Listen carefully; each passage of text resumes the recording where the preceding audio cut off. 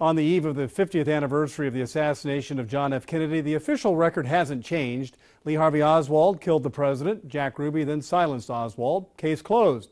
But retired FBI agent Zach Shelton is one of many former agents who worked under former FBI Chief J. Edgar Hoover, who says the case isn't closed. Shelton spent years in Chicago investigating organized crime and believes, after spending 3 years interviewing people who knew what happened in Dallas, there was more to the assassination than some lone nut killing the president. The first reports say that President Kennedy has been seriously wounded by this shooting. Why I'm coming forth is two things, or three things. Number one is the fact that my boss, my former boss, J. Edgar Hoover, lied to me, as did the federal government. And number two is we don't deserve that. We need to know the truth. And number three is the fact that John F. Kennedy didn't need to die that way that day. Looks like the president's been hit. Help, but stand by. 10-4 Parkland has been notified. Who killed him? I mean, step in line, man. I mean, when he turned on Elm Street, he didn't stand a chance with all the people who wanted to kill him. But who actually did? But the fact is somebody did, and the fact is the government covered it up. From Dallas, Texas, the flash, apparently official, President Kennedy died at 1 p.m. Central Standard Time. But within 50 minutes of the assassination of a president in Dealey Plaza, the half of the FBI and half of the Dallas Police Department are standing in the theater. How did that happen?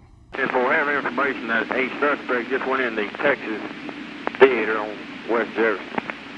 10-4. Supposed to be hiding in the balcony. Too many things point to Oswald pulling the trigger to this thing. How can we be sure that he didn't pull a trigger and he was set up in this? Well, that's what I think. I think he's exactly what he said he was, and that was a patsy. A policeman hit me. And there's a murder of a police officer, and it's convenient that a wallet is found at the scene of Tibbetts' murder. And what's in it? It's his resume. I mean, it's his communist card, you know, his aliases. It's my belief he was there to meet someone to get out of town. He realized that he's been had. There is Lee Oswald. He's been shot. He's been shot. Lee Oswald has been shot.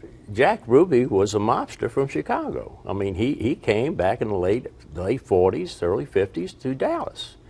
He was a gun runner to Cuba for guns.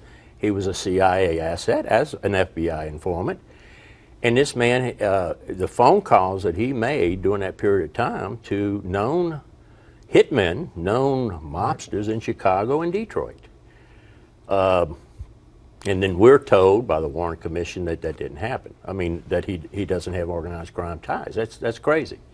The murderer moves in, and here is the shame of all America as Jack Rubenstein takes the law unto himself. I don't think it's a matter who took the shot. I think it's a matter of why he took the shot. Now, through his research, Shelton, who spent years in Chicago investigating organized crime, believes it was a CIA mafia hit on the president. He suggests anyone watching tonight who has questions about how or why Kennedy was killed, do some investigating and now come up on your own conclusions.